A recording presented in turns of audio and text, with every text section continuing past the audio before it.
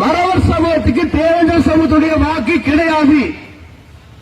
சட்டமன்றமா இருக்கட்டும், பாராளுமன்றமா இருக்கட்டும், கவுன்சிலரா இருக்கட்டும், மாவட்ட கவுன்சிலரா இருக்கட்டும், அந்த வேட்பாளர் இன்னும் தேவேந்திர வேளாண் சமூகம் வசிக்கின்ற ஊர்ல நாங்க உள்ள விட மாட்டோம். வேளாண் சமூகத்துக்கு தமிழ் சமூகம் சாரி நாங்க பாக்குறது இல்ல, நாங்க எதிரியா யாரையும் பாக்குறது இல்ல.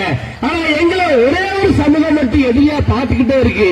ஏன்னா அவங்க அரசியல்ல பெரிய இடத்துல இருக்க, அந்த இடத்துக்கு இந்த தேவேந்திர சமூகம் வந்தா நீதியையும் நீதியை நிலைநாட்டும், எல்லாரும் சம உரிமை கொடுக்கும், எல்லாரும் சமமா பார்க்கக்கூடிய சமூகம் தேவேந்திர வேளாண் சமூகம்.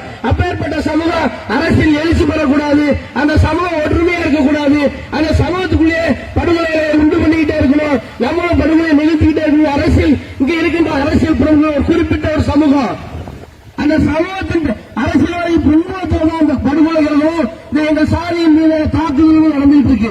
குறிப்பா தேவேந்திர சமூகத்தை ஒடுக்கணும், அவர்களை பயமுறுத்தியே நம்ம வச்சிருக்கணும்னு நினைச்சிட்டு இருக்காங்க. அது ஒரு வாரம் நடக்கிறது.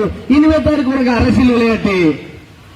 மறவர் சமூகத்துக்கு தேவேந்திர சமூகத்துடைய வாக்கு கிடையாது.